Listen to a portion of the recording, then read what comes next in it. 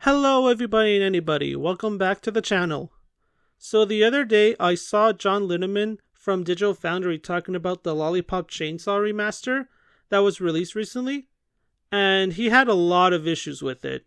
He talked about how the game was a mess, how it was filled with bugs, how performance on the PS5 wasn't good enough, and even how the game, quote, looks worse than the original in many ways.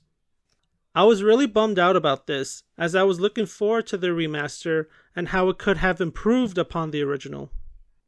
I played Lollipop Chainsaw back in the day, and I always thought that the unstable frame rate made everything feel sluggish, and the screen tearing was so distracting I had to stop playing midway.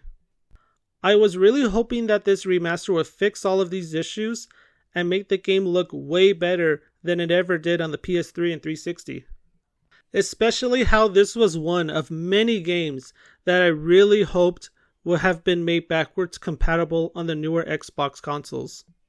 For those of you who don't know, halfway through the Xbox One's lifetime, Microsoft made certain games on the 360 and original Xbox compatible on the newer systems. The games would not only work, but all of them got improvements like forced VSync that basically took away screen tearing and more reliable frame rates that made them smoother to play on than on the older systems. Further enhancements were made on some games, like Red Dead Redemption, getting updated textures. And when the Series S and X were released, some games even got something called FPS Boost, which doubled the frame rate of select games like Binary Domain from 30 to 60 FPS. These improvements made me and many other Xbox users hope that our favorite games would also be added onto the Xbox backwards compatibility list, especially as, even if some games were released properly for the newer systems, there always seemed to be some sort of catch. Some games that were remastered or ported over to the newer consoles, like Red Dead Redemption and the Mass Effect trilogy, had their multiplayer elements completely cut. And as someone who plays Mass Effect 3's multiplayer mode and can still find others online playing it, that is a huge deal breaker right there. Others, like Lollipop Chainsaw Repopped, were released buggier and more unpolished than the original. One game that I feel was worse than the original was the remaster of Bulletstorm that was done last generation. That remaster had a bug where the main character would stop talking during an important cutscene towards the end of the story when he should still be speaking.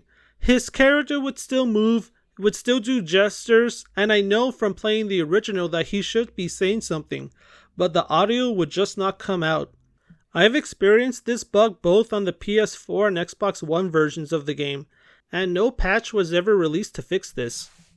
Now, if the 360 version of this game was made backwards compatible, then at least I can go back to that. That never happened, and sadly the program was discontinued by Microsoft back in 2020. So now, my only options are to keep an old 360 or PS3 around along with a copy of the game, or play the remaster that has this issue that was never there before. And again, I would have loved this remaster if it was the definitive way to play the game, because it should be the best way to play it. Just like how Lollipop Chainsaw Repopped should be the best way to play that game. That's what a remaster should be. They should be the ones that run the best, that have all the same game modes as the originals did, and should at least have all the same content the original games had as possible. I know some things like music licensing could get in the way, and that's one of the reasons why Lollipop Chainsaw had to be remastered in the first place. So it could be more of a case-by-case basis for some instance in terms of content.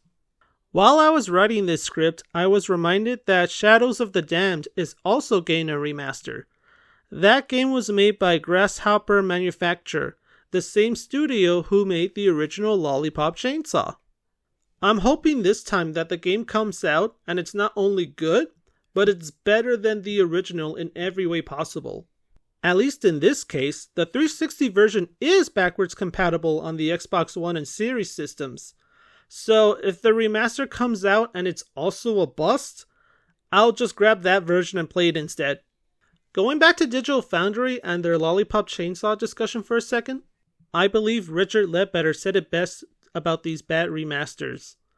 If you're actively making the product worse, then what's the point?